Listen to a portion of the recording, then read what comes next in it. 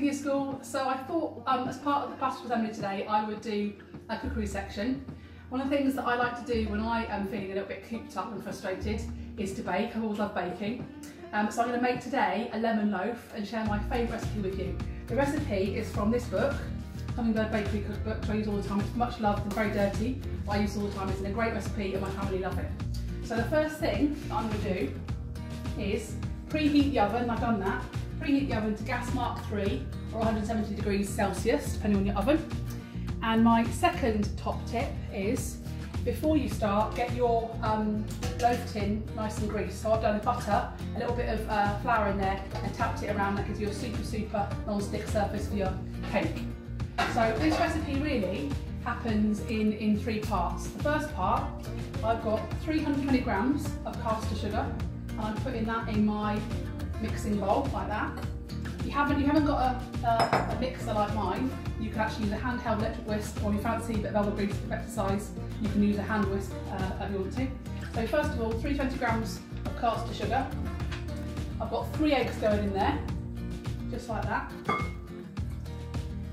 Another tip from me, always crack your eggs into a cup or something beforehand, because if they're not very good, you haven't ruined your whole cake recipe. And my third section going in here is the grated zest of 2 lemons.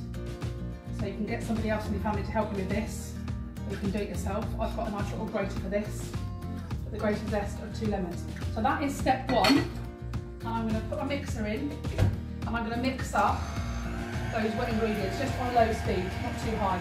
So that's my sugar, my eggs, and my lemon zest. When you do that, it's a nice smell comes off it.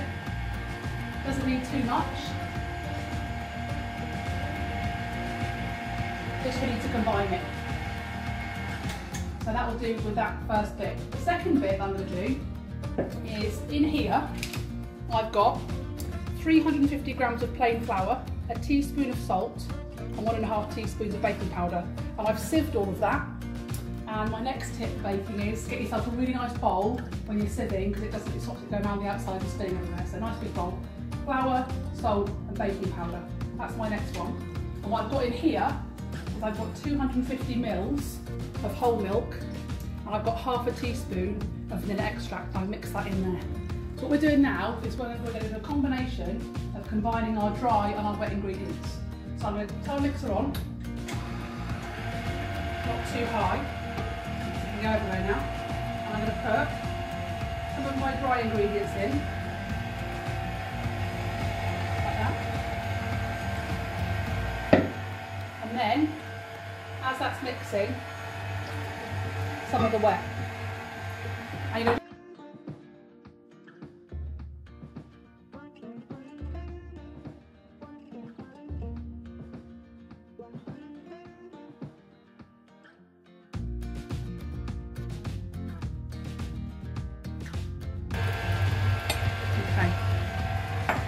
So I'm mixing that until it's well combined,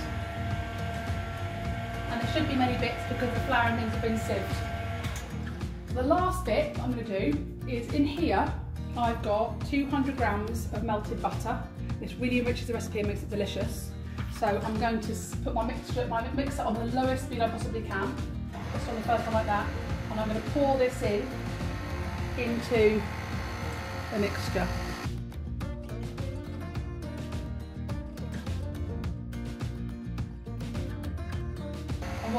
A good tip again for me is what you do is, you can see I've actually got some flour around my top of my mixture. I want to get all that in, and you'll see as well down the sides sometimes the flour gets a bit stuck.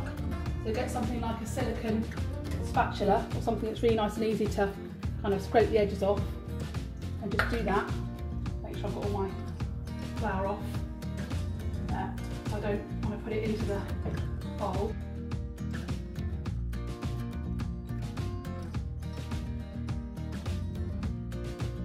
Then I'm going to loosen this, and then this is going into my prepared loaf tin, which is here for it's stable. So I'm going to pour that straight.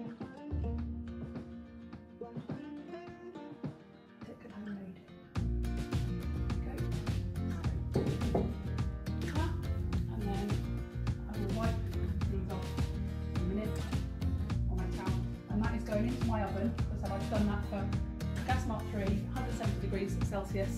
It's going in for, I've got to check my recipe, I can't remember how I said it before,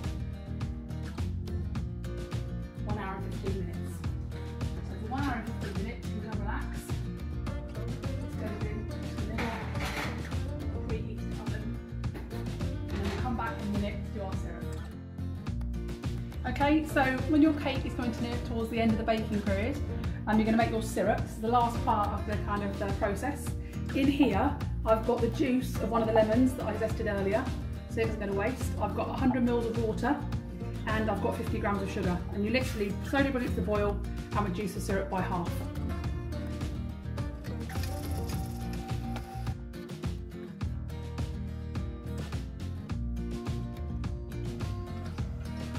Okay, so my cake's finished, slightly less than the time, but I think he's done.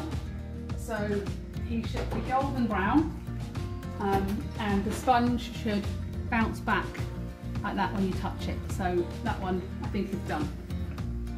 Okay, so just check that your cake is a bit nice and loose around the edges. It should be good to grease the tin. And then what I'm going to do is I'm going to take it out.